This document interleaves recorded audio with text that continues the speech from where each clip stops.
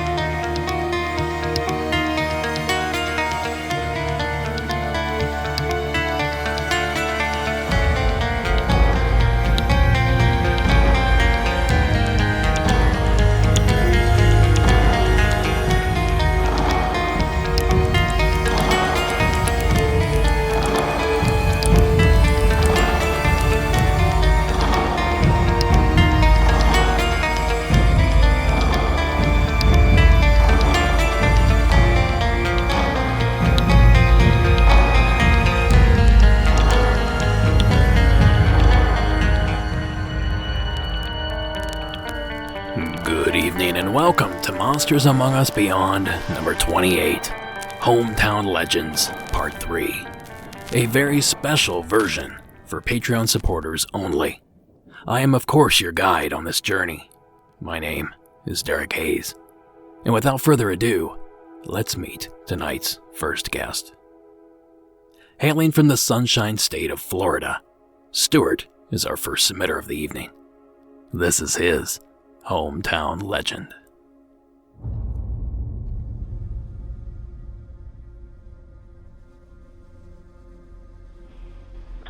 Hey, this is Stewart from Florida again. You were asking for hometown legend stories. Unfortunately, the one that we have, I'm from a small town called Milton, Florida, outside of Pensacola. The one that's real big around our area, I've been there, but I didn't experience anything while I was there. But I figured I'd rattle off some of the stuff that a bunch of my friends had claimed that they'd seen out there. There's a cemetery that I don't remember what the actual name of the cemetery is because everybody around just calls it Coon Hill. And we used to go out there to, there's the typical high school BS, I bet you won't go out and spend the night out there and stuff like that. But I went out there twice and never really saw anything. I mean, you'd hear things, but it's cemeteries. I chalked it up to my imagination for the most part. But one of my friends, I distinctly remember him saying that he had been out there in the middle of the night about 1 a.m. or 2 a.m. and had seen a white, hairless humanoid head. He said it definitely wasn't human, but whatever it was, it looked like, I imagine it looked like what people say the rake looks like. He said he saw that pop up behind a tombstone, and when he tried to shine the light on it from his flashlight, it would duck back down I always got a kick out of his story because I thought it was funny the way he described it. It sounds like whack-a-mole, where it would pop up behind a tombstone, and then as he would try to catch it with the light, he would see it dart to another tombstone and then pop its head back up, but it was constantly moving away from him until it got to the edge of the cemetery and disappeared. Another friend said that while he was out there, he heard what sounded like two people arguing, and he said he distinctly heard the name John, and when he went towards the sound of the voices, as he got closer, they stopped talking as he got close, but one of the tombstones that he kind of pinpointed the location on was a man named John Wilkins or John Williams or something like that, but he distinctly heard the woman call the male voice John, and when he got over there, one of the tombstones had the name John on it, which again, John is an extremely common name, so might have actually been two people arguing, saw somebody with a flashlight coming over and took off, and it just happened to coincide. Another one of the things I do remember hearing from another friend was hearing voices at the tree line of the cemetery, but when they would, shine the light from the flashlight over, the voices would stop, and then anytime they would turn around and try to look around again, the voices would start talking again. That was generally most of the stories you would hear were people talking about hearing voices out there. But the weirdest one I ever heard, and I don't know, again, how true this is. I wasn't there to experience it, but my best friend growing up said that he had been out there and had seen a woman walk from somewhere out of his periphery towards one of the graves and lie down on the grave and kind of sink into the ground. I would assume towards the coffin. And he said he saw that and started hearing crying, like a woman crying, and he took off. And I asked him how far away it was. He said it was the woman was maybe 30, 40 feet away. The tombstones are pretty close together in the cemeteries. He said it was probably 10 tombstones to hers, to his right. So it was extremely close. He got a really good look at her as a woman. Looked like she was, dressed in a nice dress like what you would be buried in. I don't know if anybody else has called in with any more stories from this area, but I do know that I have heard a couple other stories on the show from people in my area. In fact, I called back in to respond to one about the lights over the Gulf, over the Gulf that you could see from West Pensacola, and I called in to tell them, that I thought it was probably the helicopters, the SAR training for the Navy. So I know there's other people that listen to your show that are in the area, so I want to ask and see if anybody else has any more stories specifically about this cemetery. But again, keep up the good work. I love listening to the show. I drive midnights over the road. I'm a team driver, so your show makes it a lot easier to make it through the night. All right, keep up the good work. Thanks. Thank you, Stewart. This place almost sounds like a window area.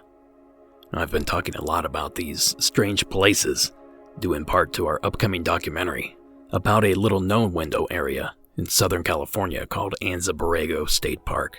But some of you may be surprised to know that famed Mothman Prophecies author John Keel actually coined that term in reference to all the strange goings-on in and around Point Pleasant, West Virginia. So Stewart, perhaps your Hamlet, too, has a thinner veil than most. If that's the case, I suggest you keep your eyes peeled for anything else out of the ordinary.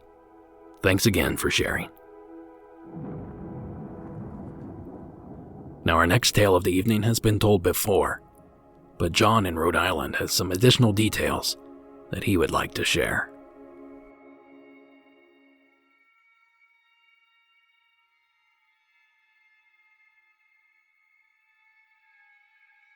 Hey, Derek, what's up? It's your buddy John from the Ocean State submitting a story for your local legends segment. This is actually the second time I'm submitting this story, as the first one came out about disjointed, so I apologize for any editing or extra editing you have to do.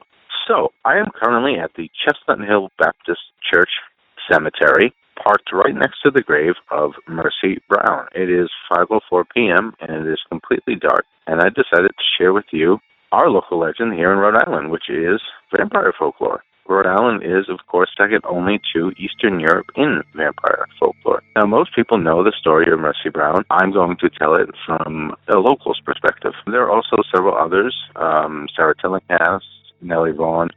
The stories are all similar, so I'm just going to tell one so I don't take up 20 minutes. But as it goes, Mercy died January 17th, 1894. And she was the first, or one of the first, to die of consumption, or what would become a very, really bad outbreak of consumption here in Exeter. Now, what would happen is the consumption apparently was very contagious back then, and it's now what we call tuberculosis, I believe. Back then they called it consumption because I think it appeared as though the disease ate you from the inside out. People looked very gaunt and pale and almost corpse-like before they passed on. But as the disease spread, so did this tale of, a very waif-like woman, a pale woman in white burial linens, barefoot, that these sick people would be seeing in their backyards. They would wake up at night, they were sick, and they would see this ghostly apparition of a young girl. And this followed the disease, and some people even woke up and claimed to see this girl or apparition in their house, standing over them. Now, I'm not sure where the word vampire enters the story, but eventually Mercy's brother gets consumption. And he wakes up one night and he sees the figure standing over him, and he's able to identify it as his sister. And I think this is where the word vampire comes in, because at some point, and I don't know if the Browns were Baptists, despite this being a Baptist church. Back then, they could have been anything. But we'll go on the assumption that they were Baptists. So someone came in, a religious figure, and said, this is a case of vampirism. Here's what you have to do. What they ultimately had to do was get her body, basically take her heart, burn it, mix the ashes, and give it to the brother as a cocktail, and that would cure the brother. Well, long story short, they do this. Brother died anyway. So now here's the whole, spin, if you will. Mercy died in January, okay? In January here in Rhode Island, the ground is frozen. So she wasn't buried. She was actually stored in a little, it's kind of like an above-ground crypt. They didn't actually put her in the ground until probably April. So this whole time she was sitting above ground, freezing. So she was basically frozen. So when they eventually cut her open, it's not surprising to me that she was full of blood. If they had cut her open in spring, she would have been defrosting and probably full of blood. Now, I'm not a doctor. I'm just kind of making rational assumptions here. But, so I don't know if Mercy Brown was the first vampire of Rhode Island. I don't necessarily think she was. I think this is a pretty logical explanation. She wasn't buried. She froze. Her corpse froze. When it thawed out, it was full of blood, and it looked like she had been running around. The other two vampires, similar stories, although I will add one, little thing here about Nellie Vaughan. Sometime in the late 90s, and now all these sites are still, you can come visit all these grave sites. Tillingham, Mercy Brown, and Nellie Vaughan is the one that's hard to find because her headstone was subject to quite a bit of vandalism in the late 90s, mid-90s. And I was in high school at the time, and I actually knew one of the kids who stole it. And eventually the cops found it, and they did what they did, gave him a slap on the wrist, put him in juvie, I don't know. He was kind of a punk. But what's interesting about this is he was a magnet for tragedy after he stole that headstone. I mean, this kid got in no less than 4 serious accidents. One of them left him in a coma for a sizable or a lengthy amount of time. Yeah, I think he had some permanent brain damage after the coma. He did, substance abuse. He did become an addict. I don't like to use that word, but yeah, he had some substance use problems after that, and he even fell off a cliff. Now, this is Rhode Island. We don't have cliffs. This isn't the Rockies. There's literally one rock here that we call Wickaboxet Rock. And it's, 50, 60, 70 feet tall, and you climb it to get a good view. And he managed to fall off that somehow. It boggles my mind. So, in the one sense, there's pretty rational explanation as to, the lore behind Mercy Brown, and maybe she, was just frozen, and when they cut her open, her blood was flowing because she had defrosted, or maybe she was a vampire. I don't know. But, when you combine it with Sarah Tillinghast and Nellie Vaughan and her, sites being cursed, and apparently, no grass grows in any of the, places where they're buried. And I've seen that personally. I went to Sarah Tillinghast's graves, which is at the Plain Meeting House, Baptist Church Cemetery, and it was in the middle of summer, and there was grass everywhere, except in front of her headstone. It was a perfect square of brown grass. And this is even freakier, a big black rat snake just slithered right past me and went right under her headstone. Freaked me right the hell out. So I don't know. Are there vampires in Rhode Island? Were there? Who knows? But it's a great story. It's my hometown legend. I grew up with it, and in fact, I live within 10 miles of all three of those graves. So keep up the good work. I love your show. I've been listening to you forever, my friend. You're an inspiration. You're one of the reasons I tried to start my own podcast. And, hopefully that will get going at some point. Anyway, take care. Happy holidays. And, all right, brother. Peace. Thank you, John. It's great to hear from you again. As many of you know, I grew up a huge horror buff, and vampires were among my favorite of Hollywood's creations. The Lost Boys, Fright Night, and of course, the countless Dracula films. So naturally, I wanted to tell you guys another infamous vampire hometown legend. But outside of Mercy Brown, the Highgate vampire in the UK, and of course, the Mana Nagal, which we covered on Hometown Legends Part 1. Now, outside of those, I couldn't think of another story. Luckily, Josh over at the Facebook group introduced me to a story I'd never heard of before. The Hollywood Cemetery Vampire, from Virginia. So our ghostly story begins here on October 2nd, 1925, just about 100 feet inside this sealed-off tunnel. It's one of Richmond's greatest and most mysterious legends. This 4,000-foot-long tunnel had been a nightmare since the deadly construction began in 1871. 88 years ago, a work crew was widening the shaky tunnel. A brick fell from the arched ceiling, slamming into one of the 10 railroad flat cars. "Watch out, she's a-comin' in," shouted the burly 28-year-old fireman, Benjamin Mosby. The tunnel collapsed, entombing engineer Tom Mason at the throttle. At least one and probably 2 or 3 of the 200 or so laborers inside were also buried alive. The tough guy fireman, Ben Mosby, horribly burned, his face and teeth smashed, managed to crawl under the flat cars and run for it. Now, after the collapse, the men had to run here to the eastern portal, nearly a mile away. Can you imagine stumbling over railroad ties and each other? Reportedly, the men had their knives out, cutting anything that got in their way. Now, witnesses said this man-like creature, nearly naked, come running out with flesh hanging off its body, like pointed teeth and burning eyes.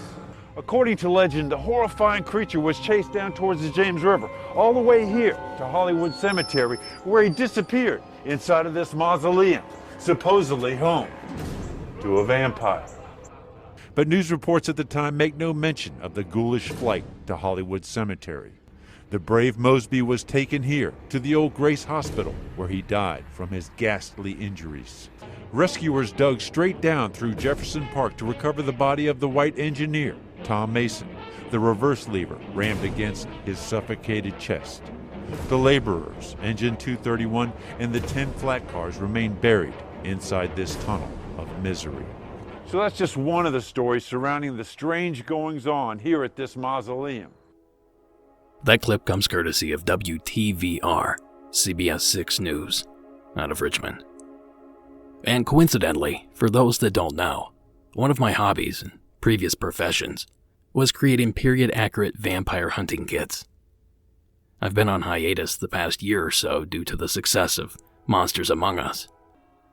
Now our next narrative nudges us into the ghostly arena. Or should I say, theater. This is Addie's Call.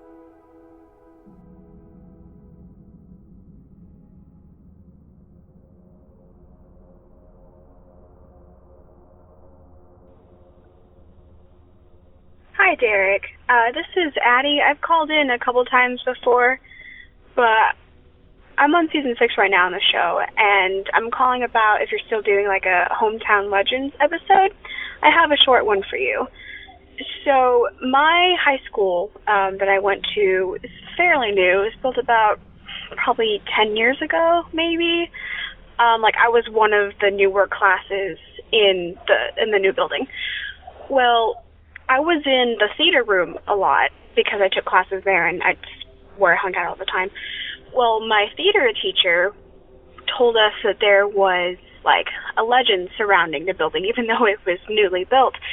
She said that when they were building it, one of the builders got caught underneath the stage, and he died, and his leg got cut off when he died, and he was crushed underneath the stage. And so the legend is that there's a ghost that haunts the theater stage and like the backstage in the room. And so our teacher would always tell us about this, like, oh, if you listen at night or if you're here alone, sometimes you'll see the ghost or you hear the ghost. And, it was always a fun tale around Halloween. I personally have not really had any encounters with the ghost, but there are always stories of, when the actors getting ready for a show, they'd be backstage and they'd hear like knocks or movement or, things not being where they're supposed to be. And then sometimes our theater teacher would tell us she would come in, she'd be the only one in the room, all the lights are off, and then she would walk in and lights would flick on. And they weren't automatic, by the way, like the lights were not automatic. And just to point that out there. And so the lights would flick on when she would walk in, or they would flick off when she was backstage. And so she always told us that was the ghost. He never harmed us or anything. He was kind of a good luck charm. Like, yeah, our theater department has a ghost, why not? That's my tale for you. I love the show. I'm still catching up on it. You're doing a great job. Look forward to hearing more. Okay, bye. Thank you, Addie. It seems like theater ghosts are some of the most popular of specters. I've heard countless stories over the years, and I know I've mentioned it before, but both of the theaters at my college were rumored to be haunted as well. So I don't know if it's because performers are a superstitious group, or if the energy created by visiting audiences somehow lingers on. But something strange certainly is going on backstage.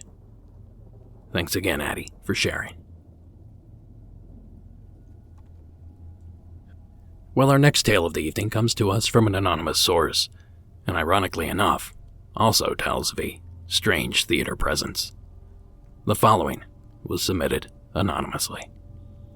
Hi there. I'm calling with the Hometown Legend. I actually just listened to the most recent Hometown Legends for Season 7, and this is from my hometown of Moses Lake. Allegedly, at the high school there is a lady in white who's been seen in the high school theater.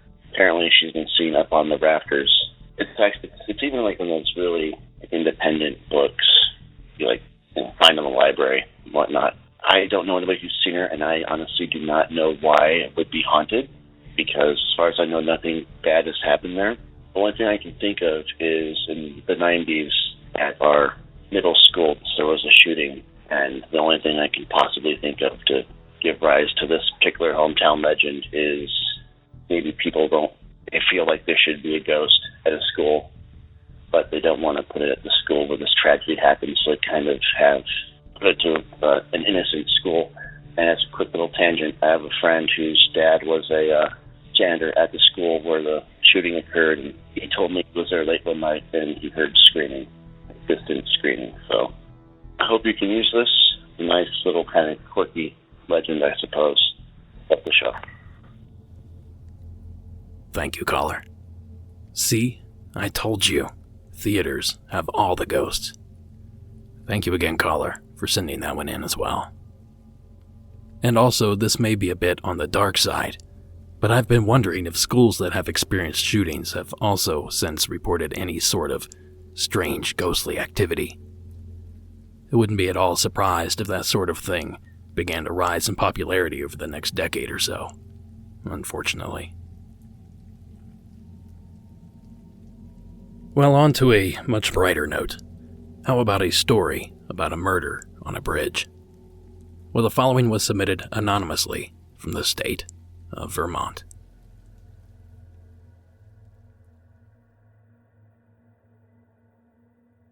So my hometown is near Stowe, Vermont, and we have a legend about a place called Emily's Bridge. This is one of those urban legends that if you grew up in this area, you start hearing it by the time you're in middle school and in high school and college. Everyone is, daring you to go out there at midnight on Friday the 13th or go out on Halloween. It's that kind of a place.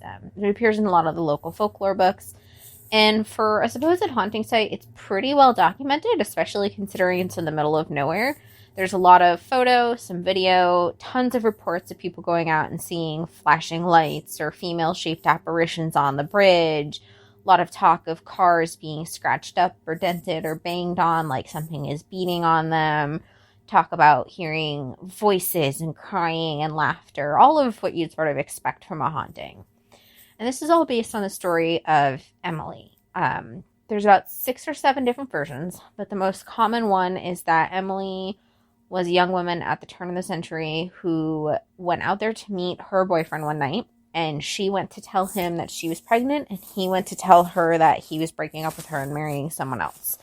Obviously, they disagreed. They had a fight, and the story ends up with Emily being pitched off the bridge. Unfortunately for Emily, she does end up murdered in every version of the story, and usually in a pretty gruesome fashion. So part of the legend is that Emily hates men, that she will claw up the sides of cars or in carriages that were being driven by men alone at night, or if a man crossed the bridge alone, that he would find himself scratched up and beaten as though somebody had, kind of attacked him on the bridge, or they'd report coming off the bridge with handprints as if they'd been slapped really hard. So a lot of the legend sort of paints Emily out to be very vicious, very vindictive, very vengeful. It's supposed to be a really creepy, scary place. So 4th of July, 2019, my dad and I have gone out hiking. It is the middle of the morning. It's not even quite noon. We'd come down off the trail a lot earlier than we thought. We were out near the Stowe Pinnacle, which is a couple of miles from the location of Emily's Bridge, a little place called Gold Brook. So we decided that with nothing else to do for the day, we're going to go find it. And even for Vermont, the road that it's on, Goldbrook Road, is a twisty, curvy, sharp, steep little road. It's very unpleasant. You come down off of this hairpin curve. There's a very small parking space that would fit maybe 2 cars. Then immediately there's the ledge and the bridge over it. And then about 100 feet beyond that, there's the main road back into Stowe Village. Super small area. So we pull in, park the truck.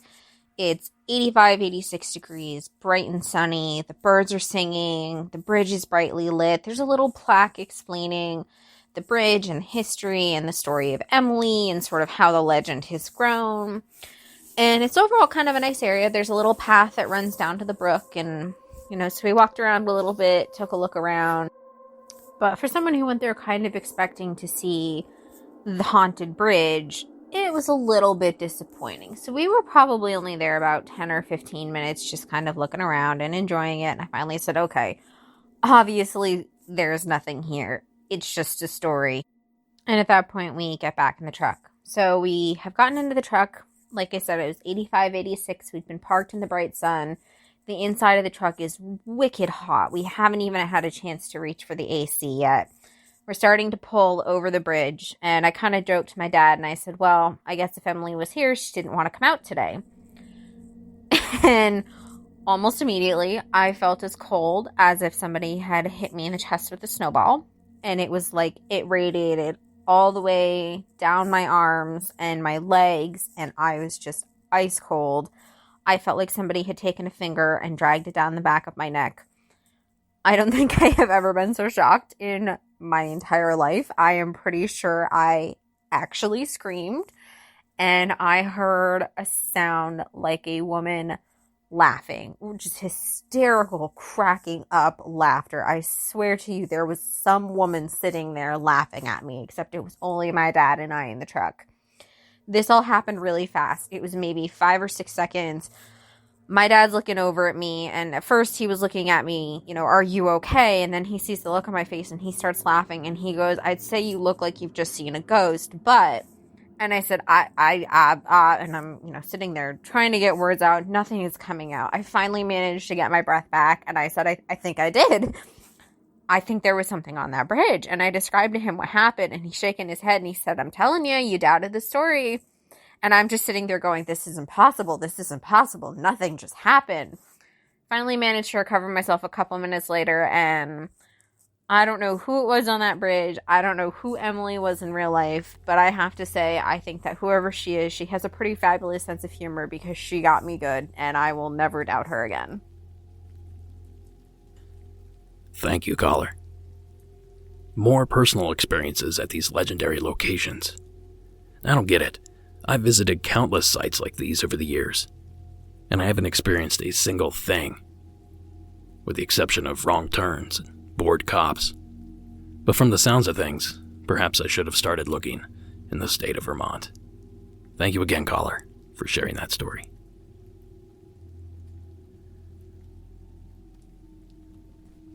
And that brings us to our next entry of the evening. The following was submitted to us, also anonymously, but this time from the country of Canada. Hey Derek, I'm calling from Canada for the Hometowns Legends episode. It's actually from my dad's hometown. He's from a small village in Greece, from the Arcadia region near Tripoli. There's a myth in his hometown and also the surrounding area that, well, it's not really a myth, it is based on historic fact. Back in antiquity, 4th century BC, I believe, there was a great general called Epaminondas, and he was a general from Thebes, and he was marching through the area of Mandinia, which is the present-day area where my dad's from. And he was attacked on the battleground, or a lot passing through, by Sparta and Athens at the time. And he had a great battle in that moment, and he was struck in the chest by a spear. But Thebes and his army ended up winning the battle. So as he lay dying, he asked, who won? And his army told him, we won against them. And he said, now I can die. And he died. And in Greek fashion at the time, he was buried on the battlefield. And this is apparently all fact. Now, the legend part is that he was buried with a golden chariot. And this idea is still well known in the area to this day, that people in the area believe that the chariot is still somewhere around there. Even my dad thinks that the battle took place near a property that we still own. And there's still, every so often, new archaeological finds that happen every time people excavate the properties and a lot. I know that my dad and my grandfather were actually trying to dig underneath our house there, which is at least 200 years old. We actually uncovered a tomb and more graves, so we had to patch it back up out of respect. But I don't think it was anything that was ancient. I think it was more so a few hundred years old, because they said that was an Orthodox burial. So we just patched everything back up and just, make sure that we didn't desecrate any graves. But yeah, that's my hometown legends. Hope you guys enjoyed. Thanks for the podcast. Bye. Thank you, caller. Another weird thing about me is that I grew up with a metal detector in my hands. I have boxes upon boxes of silver, copper, and a few gold coins that I found over the years. I tell you that to share this quick story. I got into metal detectors from my uncles and my dad. You see, they've been into the hobby since the mid-70s. Well, you see, back in those days, there weren't strict rules about where you could detect, and my dad found himself near a Civil War battlefield somewhere in rural Tennessee. What he and his group were doing would probably land him in prison today. But back then, they were well within the law. They spent the day digging mini balls, bullets, mostly drops, so they still had that bullet shape. A few in the group even found broken bayonets, and one guy even found a belt buckle. Then one man in the group dug a hole and found a uniform button 3 inches away, another, then again 3 inches, and another. Finally, portions of bone began to appear in a small hole at his knees. Unbeknownst to him, he'd uncovered a long-forgotten soldier that had apparently been buried on site in a shallow grave. Of course, the law then got involved. According to my dad, a museum came and took the skeleton away. Now, I love a good treasure story, And this one certainly didn't disappoint. So thank you again, caller, for sharing your hometown legend. Well, we had another submission that was historic and I guess a bit war-related, so I thought maybe we should tune into that one as well. For more on that, the following is Jake's submission from the state of Utah.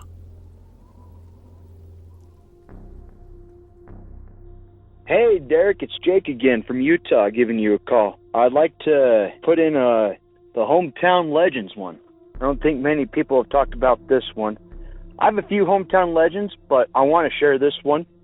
And a lot of people don't know about it unless you're born and raised here in Utah.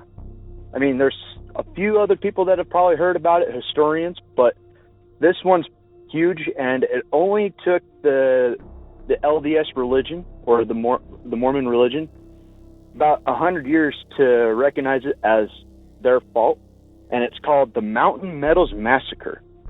And so it's down in southern Utah. Just to kind of give you a brief tell of what the Mountain Meadows Massacre is all about, there was some settlers coming through the Utah Territory at the time, and there was round about over 200 settlers making their way through Utah up through Oregon. Well, at the time, especially in Utah, for the Mormons to be pushed as far west as they did, they kind of had some vendetta against that. And so when they settled, a bunch of settlers from the Mormon party went down to southern Utah and settled down there. Of course, as Western history goes, sometimes you can get away with some stuff and bury it. The settlers that moved down south, they decided to harass some of the settlers that were going through. Well, they disguised themselves as Paiutes, or a Native American tribe that lives down there, and they decided to dress up as Paiute Indians. They decided to ransack the settlers. Well, a couple of the party members decided that it would be okay to kill some of these settlers. Well, as the word started spreading back that some of these settlers were escaping and letting them know that it was white men and not Indians, that's when the word got back up to Salt Lake. Whoever made we don't know if it was Porter Rockwell or if it was Brigham Young, the president of the Mormon Church at the time. Porter Rockwell is Joseph Smith's bodyguard, as well as Brigham Young's bodyguard. Whoever made the call decided they were going to wipe out this entire settler party. They killed over 120 members of that party, leaving only 7 to 8 year old children. But anyways, there's a monument down there in Mountain Meadows, and it gives you the whole description of what happened during that time period and what happened with the massacre. But I haven't had any experiences, but I've had several of my good friends and family members that have gone down. And one of my cousins went down there, and she actually heard women screaming and crying as they were leaving. Then one of my friends went down there to go see some relatives, and they went past the monument, and it was dusk. Across the field from the monument, the best way my friend can describe it is it almost looked like flashes from guns, flash of a barrel. I thought you'd be interested in that one, Derek. I love your podcast. Keep up the good work. Hope you get to use the Mountain Meadows Massacre in your hometown legends this time. Talk to you later. Thank you, Jake. Some of the reports you mentioned remind me of some of the stories I've heard come out of Gettysburg, especially the description of muzzle flashes. I found that particularly interesting. Now, one of the best parts about these Hometown Legends specials is that I get to hear and learn about stories that I otherwise would never hear about. And Jake's story is likely to be one of those, lost to another time in another region. So thank you, Jake, for taking the time to share your legend. Now, it wouldn't be a Hometown Legends episode without a submission from our favorite stranger in Alabama. This is TJ's submission. Hi, Derek. It's TJ from Salem, Alabama again. I'm sure you're getting sick of my voice by now, and this can also be used as a hometown legend. As I've said, I'm from Salem, Alabama. Salem, Alabama has the Salem Shotwell Bridge, which is a covered bridge that now sits in what we know as the Monkey Park in Opelika, Alabama. The legend of the bridge is similar to many other legends of the bridge, just like a crybaby bridge. It's supposedly you can leave candy in the bridge and see children, the ghost of little children, come and take it. Apparently, the legend was that old school bus had fallen off of the bridge into the river below. There again, the bridge has been moved to a little park in Opelika, Alabama now, and you can clearly see pictures of it. Hopefully you can use this somewhere. Love the podcast, and I will be in touch with you with a few more stories. Thank you. Thank you, TJ. More bus stories. I wonder why that's such a common trope among these urban legends. It might be as simple as the fact that many of these are invented or at least perpetrated by children. And of course, a school bus is a staple in most kids' lives. At least it certainly was when I was a kid. I used to ride at least 3 hours a day. Then again, like in theaters, perhaps the energy released in something like a bus crash somehow has the ability to linger on, well after the tragedy has been forgotten. So thank you again, TJ, as usual. Now our next entry is going to be a little different. Just stick with me on this one. Now the call you're about to hear is one you've probably heard before. It last aired on Season 7, Episode 20, Hometown Legends Part 1. This is a call by Kelly in the state of Alabama.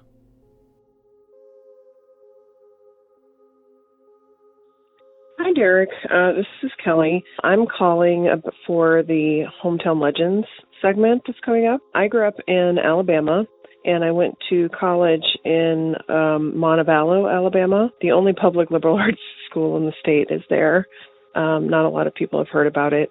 It's the University of Montevallo. And it used to be an old plantation, and there are a lot of haunted stories associated with the campus. So I was there, and I stayed in one of the dorms for one of the years that I was there. And I was in the building called Main, which is a girls' dorm. And the top floor, there were only 4 rooms at the very top of the building. And there was this story that a girl had a Bunsen burner type cook stove in her room, which was against the rules. And she caught fire and beat herself, ran repeatedly into the door while she was on fire. And supposedly the image of her face burned into the door. And every time they replaced the door, the image of her face, her burned, screaming face, shows up on the door. So they keep the room totally locked up.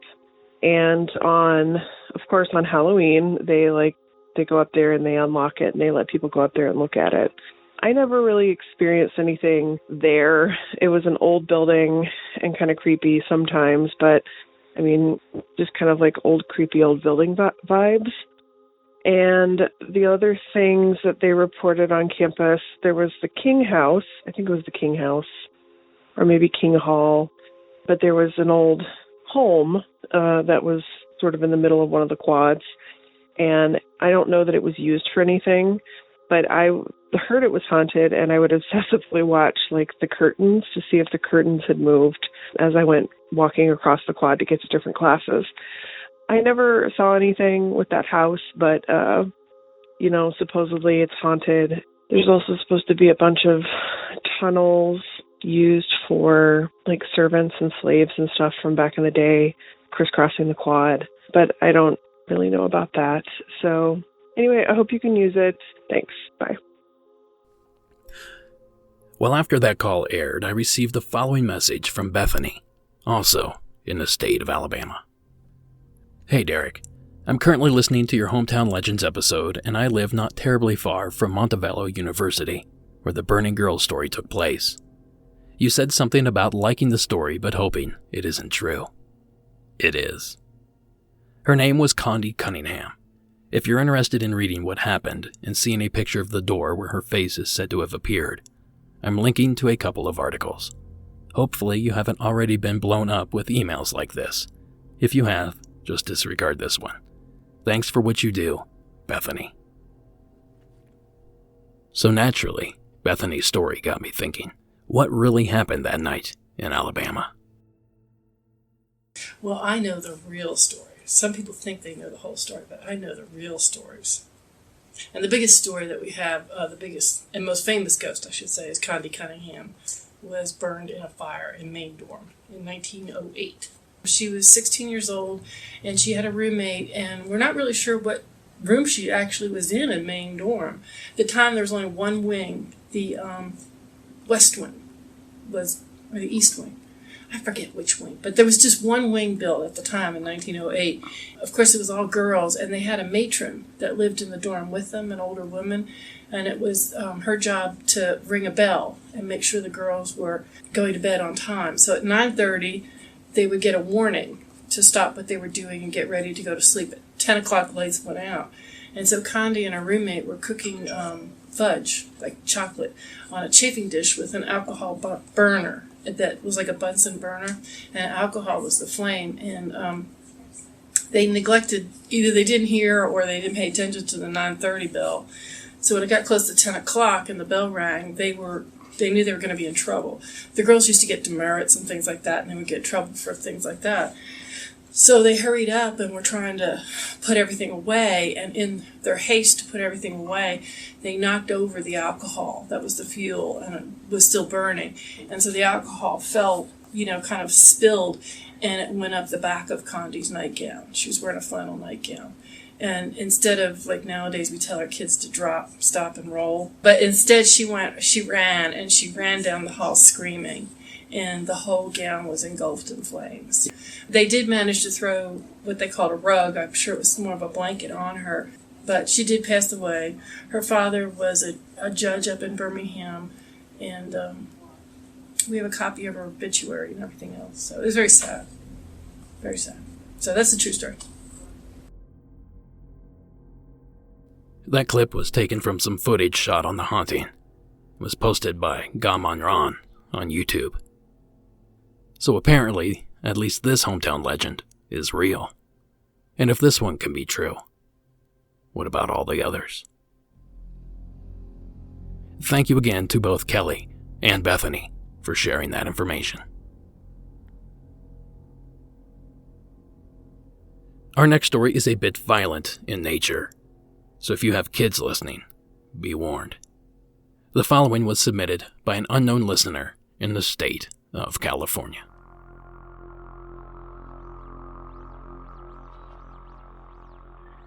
Hi there, Derek. So this is going to be for the Hometown Legend segment. So this is not a story that I remember directly because it happened the year that I was born in my hometown, which is a small town about an hour north of Sacramento. And it's not paranormal or cryptid related necessarily, but it is sort of, I guess, a dark sort of story from my hometown, if you would. Being that it's a small town, you don't necessarily expect there to be a lot of negative things or bad things. I always grew up there thinking that it was a very quiet, peaceful, happy community where everyone knows your name and everyone gets along. But in July of 1997, there was a kid named Nathan who went to the local high school, and he was always known as a problem child. My grandmother actually had babysitted him, and my uncles knew him as a child and always thought that he was very strange. He was always very aggressive and bullied younger children. And in high school, it turned out that that aggression was much more than everyone had thought. He convinced another member of the high school to recruit one of his friends, who I won't name because people in the town, their families still live there, and I don't want to talk about them too much. But basically, Eric and one other person convinced this other young man to get into the car with them and go down to the Sacramento River, where they proceeded to beat him with a baseball bat unconscious and then stab him repeatedly until he was dead. They finally dumped his body in a nearby field, and this person is now serving a life sentence without the possibility of parole. So it's a pretty disturbing story that comes from small town USA, where you think everything is fine, but every town, even small towns where everyone is friendly and nice to you, holds a very dark secret It's a pretty well-known case in our little town. So I just wanted to share that with you, and I hope you have a good day. All right. Bye. Thank you, caller. Now, I know I've said this before, but I have very little interest in true crime. Monsters, aliens, ghosts, those things pale in comparison to the fear-provoking power of the human monster. People are scary. I certainly don't need help imagining that. But thank you, caller, for sharing your town's legend, even if it was terrifying and depressing.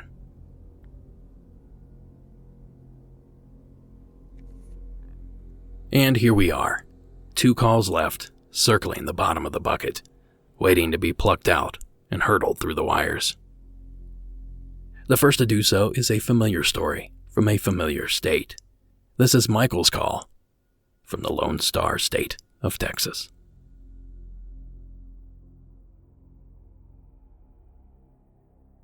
Hey there, Derek. My name is Michael. I am calling with a local legend. I'm from the town in Denton, Texas, just a couple miles north of Dallas. This local legend is about a bridge. This bridge is called Goatman's Bridge. Denton was founded right next to a small town called Alton. In between the 2 towns ran Hickory Creek. And over that creek rests a bridge. It's an old red, rusty bridge with a sinister legend and current background to it. It's said that in the early 1900s, there was a goat farmer. This goat farmer was African American, and his success and his freedom was not enjoyed. It was not pleasuring to some of the locals. It was a group of Klansmen who came and took him, murdered his family, and hung him from that bridge. And it said that once he was hung from the bridge and they looked down to see him, his body was gone. And to this day, if you drive over the bridge and turn off your lights, it is said that he would come and be seen on the bridge. Unfortunately, you can no longer drive on the bridge, but it is a super paranormal hotspot. The bridge has now had specials on television by Ghost Adventures and Ghost Hunters. It's been on the Travel Channel and Discovery Channel. It is a place full of controversy. There are rituals, Satanistic rituals, performed on the bridge, under the bridge, in the woods surrounding Hickory Creek.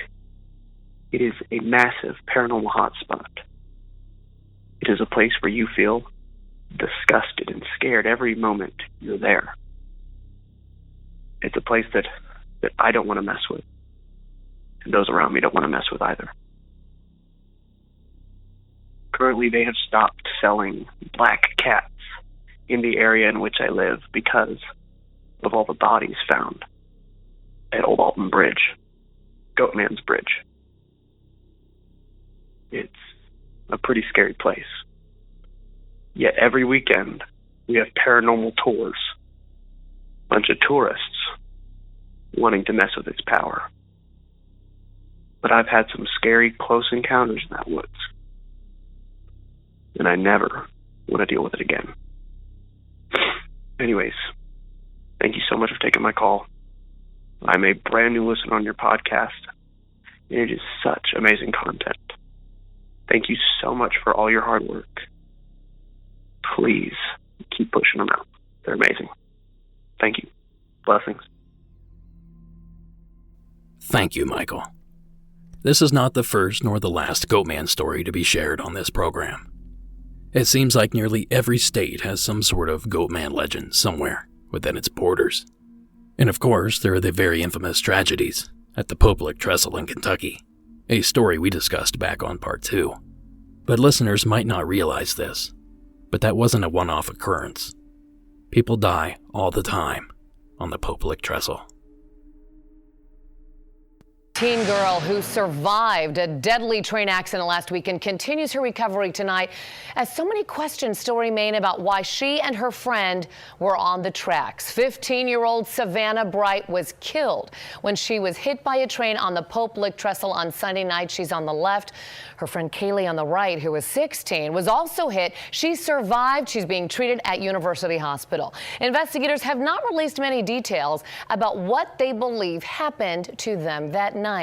But that particular railroad trestle has been the scene of multiple fatalities and injuries over the years. Wave 3 News has been covering these cases since at least the 1980s. And our reporter, David Mattingly, has been looking back through our archives today, and you're seeing actually some similarities here. That's right. In almost all these cases, people ignored posted warning signs. They trespassed onto railroad property, and by the time they heard the train coming, it was too late. In 1993, a young woman is rescued by the Jeffersontown Fire Department after she escaped a passing train by clinging more than 80 feet high to the edge of the trestle near Pope Lick and Taylorsville roads. J-Town Chief Sean Driesbach was the firefighter who pulled her to safety. It took every bit of ladder we had to get up there to reach her. And she's been hanging there, no telling how long she was actually hanging there before we got there. This case stands out because the woman survived. In 1994, a man was killed by a train after his ATV overturned on the trestle, trapping him on the tracks. In 2000, a 19-year-old fell to his death from the trestle after encountering a train. Why does this keep happening? You know, I don't know. I mean, I guess people are intrigued by the thrill of going up there on the trestle. In 2016, an Ohio couple ignored the no trespassing signs and entered the trestle, spurred by a fictitious story of a half-man, half-goat creature that's supposed to inhabit the bridge. That urban legend was made into a movie back in 1988. But the couple instead was trapped on the trestle in a real-life horror story. A train killed the 26-year-old woman. Her boyfriend survived by clinging to the edge of the track. After each of these tragedies, there is the public warning to observe the signs and stay away. Still, people ignore them routinely, and even though trains pass through multiple times a day, many visitors make the mistake of believing the tracks are abandoned. David Mattingly, Wave 3. That clip comes to us from WAVE, NBC News 3 out of Louisville. So some with an open mind might look at this and say, it's just the goat man's curse, while others will tout human error. But one thing remains absolutely certain. The bridge is dangerous. Stay off of it. Thank you again, Michael, for sharing that story. Oh, and if you want a deeper dive on the Alton Goatman Bridge, check out the notes on this post. I linked to yet another BuzzFeed Unsolved video where the boys take on the infamous Goatman. Go check it out.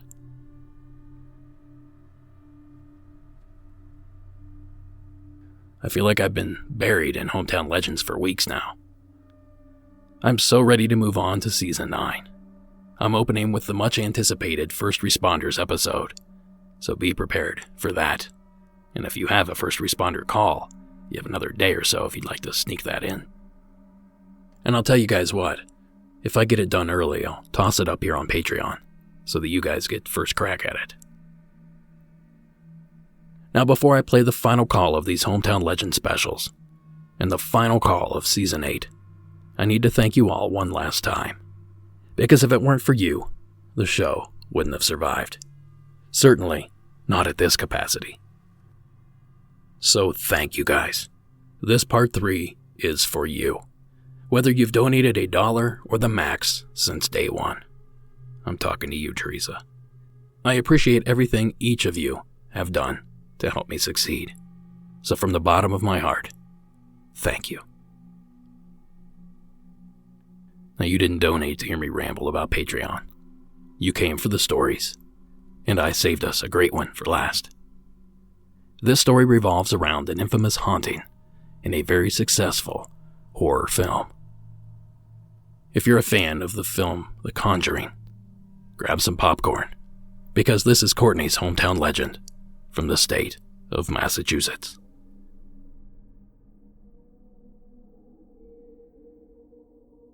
Hi, Derek. My name's Courtney. I live in Massachusetts right now with my husband and 2 kids. I am calling because I don't remember hearing this story. I found your podcast, I'd say 3 months ago, and I've already kind of binged the whole thing, but I don't remember hearing about something local to my mother's house. My mother lives in Mapleville, Rhode Island. There is a house in Harrisville, and I apologize if this has already been put on the podcast, but I am calling kind of for a hometown haunt type of thing, a hometown legend.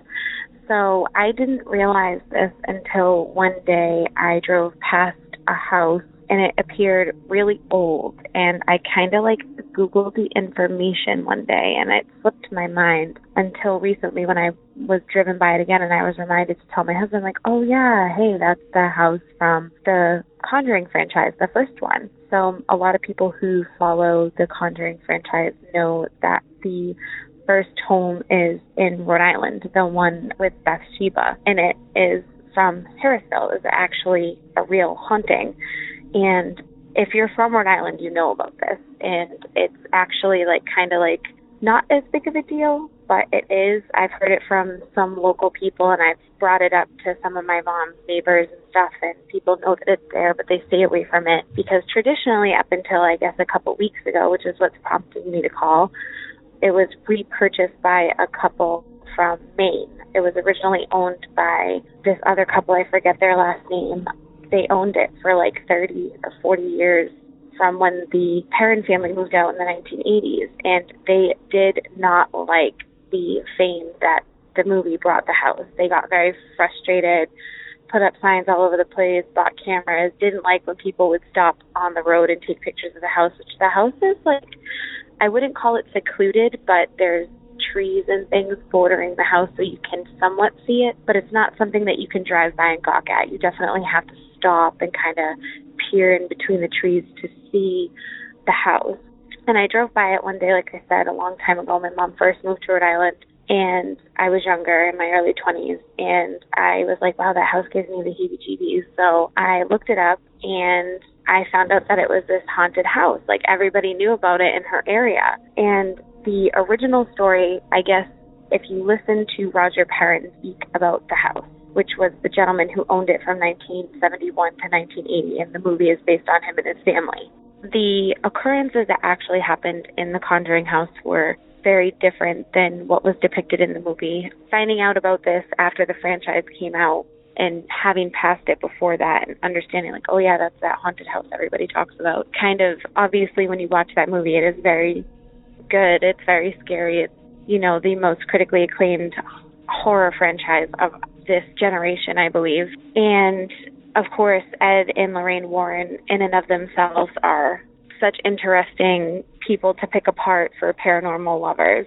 So I decided to get the other side of the story because everybody knows Ed and Lorraine Warren, their recount at that house, everything like that. But Roger Perrin, the father, actually discusses the hauntings in a different way. And he, if you listen to him speak, I heard it on another podcast. I'm not sure the name of it. I don't remember, but I heard an interview, and he said that he was watching the movie in 10 minutes and he started to get really angry because it was so completely wrongly depicted just from the beginning that he was just really angry about it. And he talks about a female, there were several spirits, but the main one was a female spirit. And local legend is that it's based off of this woman whose name is Bathsheba.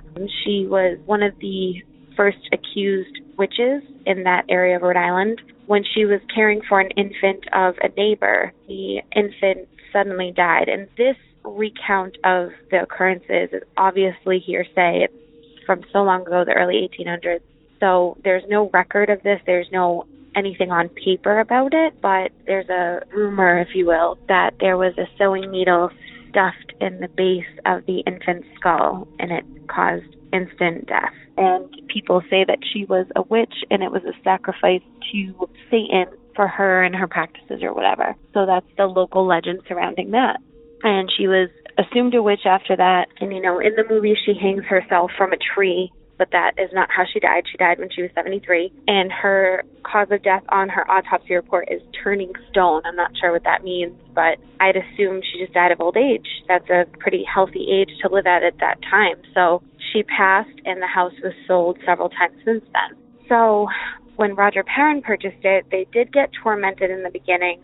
You know, the kids would get scared. They would spook the children. It would spook him. Doors would close. Things would get thrown. Pictures would get thrown off the walls. Typical paranormal stuff. But then, and I'm not sure how it came to this. I don't know what he did. But he says that the spirits began to kind of care for the kids. And he would know that the spirit was present because it would rub his back. And it would very much treat him and his children very endearingly.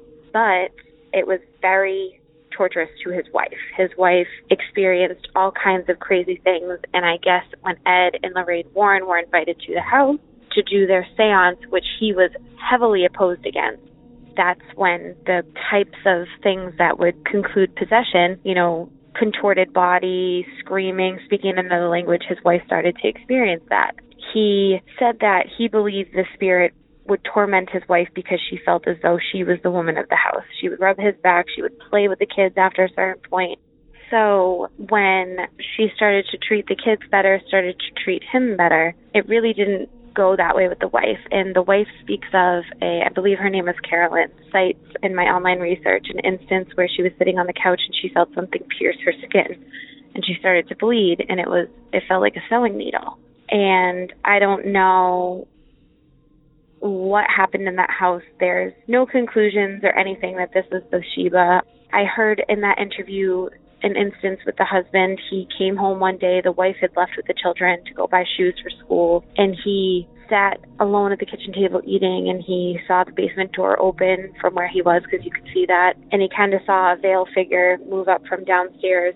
She just kind of lingered, and he's like, I was very impatient. I only gave it like 20 or 30 minutes, and she was slowly making her way over to the kitchen table. And this is a really cool experience. I don't know if it's possible to link a podcast in the show notes, but it's Haunted New England something or other. The logo's like yellow and black. I looked it up in between phone calls.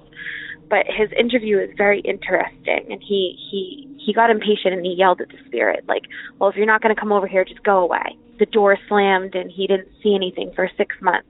And there is an old interview on YouTube that I looked up because I'm a research person, if you can't tell. And the old owner of the house prior to this couple purchasing it said that she experienced some things, but not many, and of the same like, but it wasn't the same relationship that Roger and Carolyn had with the spirit. And once the movie came out and people started walking to this woman's house, she hated talking about it.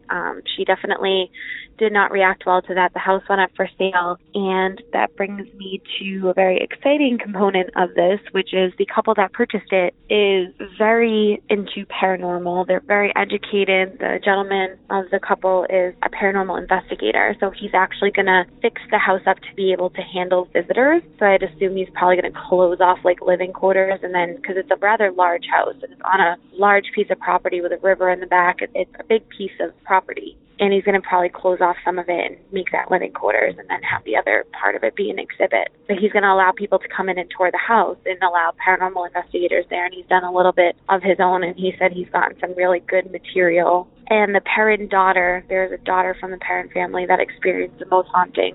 She was there in the video, and she said that, you know, she feels good about them being there because they're super educated. So I think that's really cool that they're going to open it to the public, because it's such a point of curiosity. Like, once I would mention to people that the Conjuring house is close to my mom's house, like, as far as friends or stuff, if they were in the car with me, they'd always want to go check it out, go see it. And you always hesitated when there were signs like warding you off the property. And, you know, there was a point in time where this woman, from what I've heard, would come out and like yell at people and, you know, tell them to get off her property, and she wouldn't like it. So I'm kind of glad I didn't really have interest too much in it when she was very actively in that. And the movie came out in 2013, and for the couple years after that, she really dealt with a lot of people on the land. And unfortunately, the graveyard in Harrisville where Bathsheba's buried has received a lot of vandalism. Her gravestone has been broken many times, and this whole entire thing is based off of legend. You know, there is no written proof of her even killing a baby, I believe. It's all hearsay. All we know is that the baby died on her property. We don't even know if she was there, if she was caring for it. And I just think that that's unfortunate that locals and, gawkers alike kind of have gone and tormented her final resting place. And that's unfortunate, but it is a cool place to go and check out her gravestone too. And it's actually kind of not far from the house at all. So it's kind of a really weird place. So if you're ever in Harrisville area, or you live right over the line in Massachusetts, in Webster or Douglas, or that area for whatever reason, I highly recommend driving by. It's on a main stretch of road. I believe it's called Route 96 or something. It's Round Top Road or Round Top Hill Road or something like that. It's pretty much the only way to get into Massachusetts from this part of Rhode Island without traveling back through Rhode Island to go up another highway. So it's pretty neat. I never realized I drove by it every day until somebody had mentioned to me, like, oh, that house is near your mom's house. And I was like, oh. And I looked it up and I kind of forgot about it. And then I looked it up again recently after I saw there was a major news story on a local news channel about this gentleman purchasing the home. And once I saw that, I was like, okay, maybe I'll go check it out now. Because I'm big on respecting people's wishes, and that lady definitely did not like pictures being taken of her home. So once I saw that Inside Edition story, I kind of just stayed clear of it. It slipped my mind. So it's very interesting to check out, and I figured I would share that. I definitely enjoy the podcast. It's great. Thank you for sharing all these awesome stories. My husband and I can't get enough of it. We listen to it together. Thanks for that. Have a good one. Thank you, Courtney. Very informative. Of course, Courtney mentions Ed and Lorraine Warren. Ed died many years back in 2006, and Lorraine just under a year ago. Well, they're both staples in the paranormal universe, but as much as they're well known and recognized, they've also been thoroughly questioned and accused. There are many people in the community that believe the Warrens fabricated much, if not all, of their claims. But despite the validity of their stories, there's little doubt that their work has inspired several amazing films. The Amityville Horror, Annabelle, The Conjuring, and A Haunting in Connecticut. So either frauds or forthright, at least some of the movies they helped produce were decent. Thank you again, Courtney, for taking the time to share. And thank you for sticking around for the third and final installment of Hometown Legends. Monsters Among Us Beyond is written and produced by me, Derek Hayes. All audio used in this production is done so under the protection of fair use. And that terrifying score you're hearing, well, that's co.ag. Thank you so much for listening. Thank you so much for the support. Have a great night.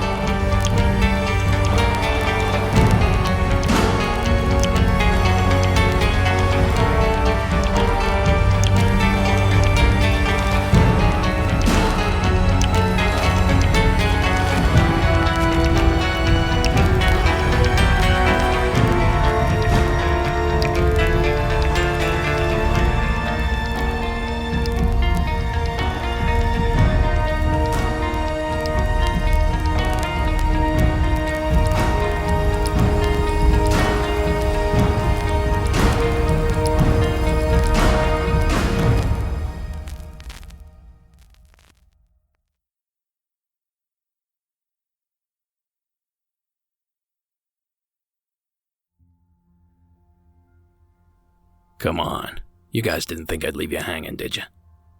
It's a special episode, so of course, I'm gonna have a written submission. Tonight's secret story comes to us from Jamie in the state of Ohio. My name is Jamie from Erlander, and I'm writing to tell you about a tragic event that happened near where I grew up in 1977. I grew up in a town maybe 10 minutes from downtown Cincinnati, Ohio called Southgate. The club was once the sprawling, opulent showplace of the Midwest, known for some of the best entertainment between New York and Chicago. It had opened May 5, 1937, and over the years, personalities such as Jimmy Durante, Milton Berle, Carol Channing, Lena Horne, and Sid Caesar performed on its stage. On May 28, 1977, at about 8:30 p.m., a fire broke out in the Zebra Room due to faulty wiring. Within minutes, the fire spread to the farthest room from the Zebra Room. With no audible fire alarm, word of mouth or the smell of fire was what alarmed patrons that they needed to evacuate. Little after 9, the fire took out the electric, and it became more difficult for people to escape, and panic took hold, and people began pushing and blocking exits. The building's confusing layout led to people coming to dead ends. By the end of that night, the building would collapse, and the scent of that tragic event could be detected for miles. All in all, 165 people died, and part of the building would burn for days because it was too hot for firefighters. Poor construction, no fire alarm, no sprinkler system, and some of the material used to decorate the walls were highly flammable. No firewall and overcrowding. That room had the most casualties and had 300 people over the legal limit for a room that size. To this day, nothing has been built in that spot. I love your show. Hopefully, this isn't too dark. Jamie. Thank you, Jamie, for sharing that story. And when Jamie began, I thought that this was going to be about a completely different tragedy in the city of Cincinnati. A few short years later, in 1979, The Who came to town, and a tragedy followed. The following clip comes courtesy of CBS News. And now, a rock concert in the news. Thousands of young people had gathered hours early to get into Riverfront Coliseum in Cincinnati, Ohio. The attraction was the British rock band, The Who. Suddenly, one pair of doors to the Coliseum was broken open, and the waiting throng rushed inside, eager to get the best possible seats. In the stampede, 11 people were killed, 8 others seriously injured. Rock music fans everywhere were shocked. Observers blamed the tragedy on several factors. Most of the seats, 80%, were general admission. That meant the first fans into the Coliseum would get the best places, and that encouraged the rush.